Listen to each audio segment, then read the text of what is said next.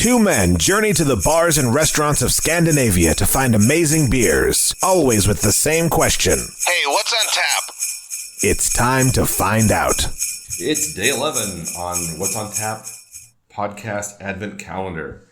And I probably should introduce ourselves at some point in this calendar. Introduce ourselves? Yeah, so we just assume that everyone's always listening to us knows exactly who we are. Hello, I am Enrique, the Latin lover of What's on Tap podcast.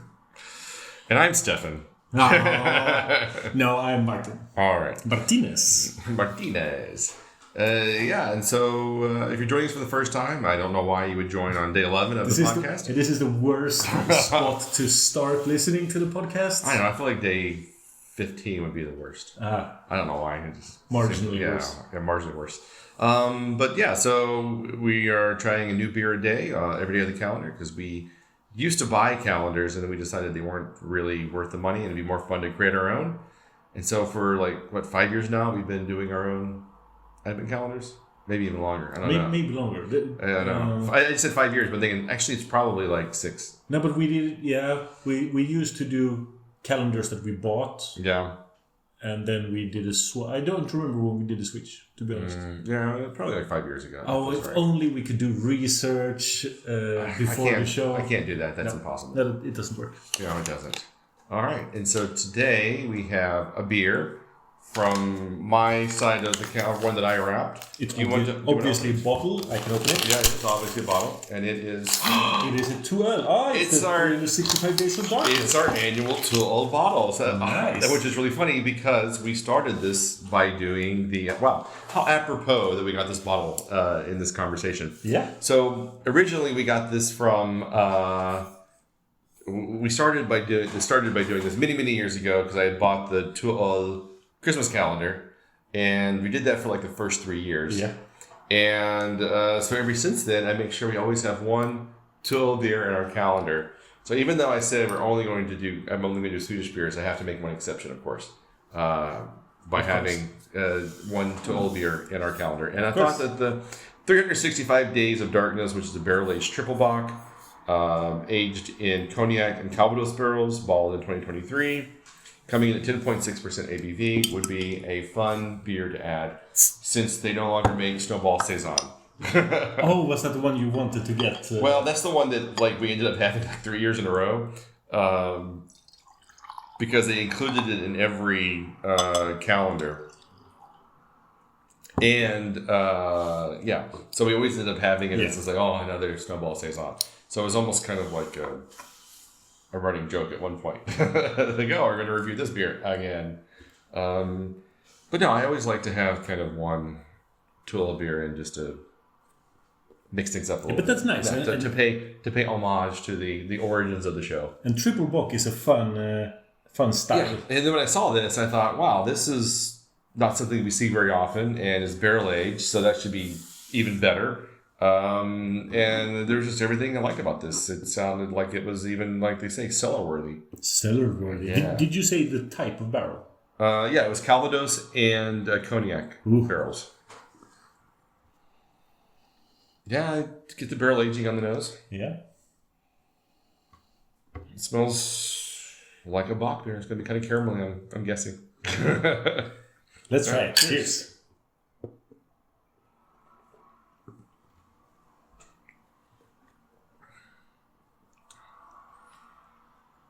It definitely is caramelly.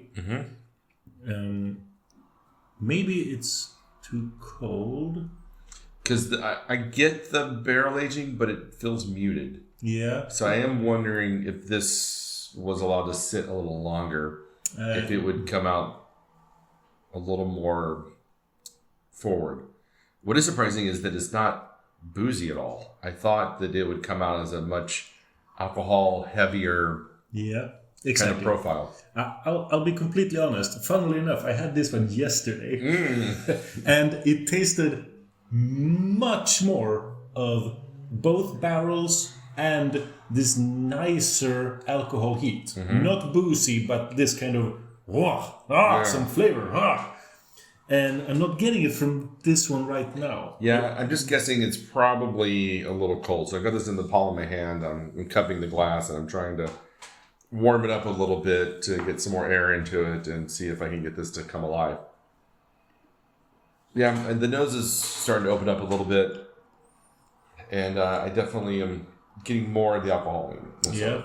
Having that said, yesterday I only read the front of the label. I didn't read the details that it was cognac and calvados. Yeah.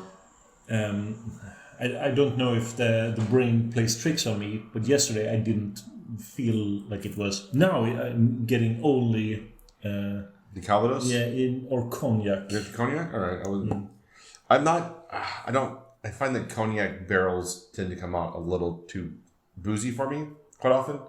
But I think this one is actually working. It's pretty well for me. I was a little disappointed that the untapped ratings on this are lower than I expected because I thought, this is going to be somewhere, a little over 4, but it's coming in a little under 4. I think it's like 3.86 overall, which is kind of a surprise. I think it's a pretty good beer, and I think that the barrel notes on here are they work for me. It's not because calvados and cognac can also be very tannic and overbearing and like throw the beer into a complete boozy kind of mess. Yeah. But here I'm gonna give it 2 different ratings. I'm gonna give it the rating from yesterday and the rating from today. Okay. So from yesterday it was slightly above a 4. But today it's a 3.75. I'm getting like herbal floral barrel notes instead of flavorful, more woody I notes. was wanting it to pack more of a barrel-aged punch. Yeah. So I'm also going to give this a 3.75. It's good. It's fun. I'm really glad we got to try it. We've tried the 365 or was it 30-day Was that Pilsner? No. Italian Yeah, pills. right. Yeah, as opposed to the 45-day Pilsner they normally make. But I enjoy these beers. I think they're a lot of fun to try, even if they don't always knock my socks off. But this was really good. I quite enjoyed it. I would easily drink this again. But this goes to show, I mean, cognac and calvados barrel aging, maybe you shouldn't do all styles. Well, they're both 2 very aggressive barrels to age in. So I don't know if they just kind of cancel each other out or... but otherwise I would expect this to be really tannic and woody and like very, very boozy, but it's not. Instead, it's kind of mellow and malted and slightly barrel aged. But again, with not much of an alcohol nose to it, which is very, very surprising, I think. Anything else? I'm running out of things to say about it. I think we've really wrapped. I think we wrap this up here. But Hey, we give it both 3.75. That's not a bad. Yeah, it's not bad. I'm just a little disappointed. Today it tastes more like sugary caramel water. Oh wow! Okay, I don't. It was really good yesterday. I was really good. Really happy when I saw it. Like, oh yeah, I'm going to relive it so close to the previous bottle. And I doubt that it's a case of bottle to bottle difference. I would be very surprised. Yeah. Toll is doing too much stuff these days that it would be that case. Exactly. All right. Well, it is what it is. We'll wrap it up here, and then we'll talk tomorrow. Yeah. Bye. Bye.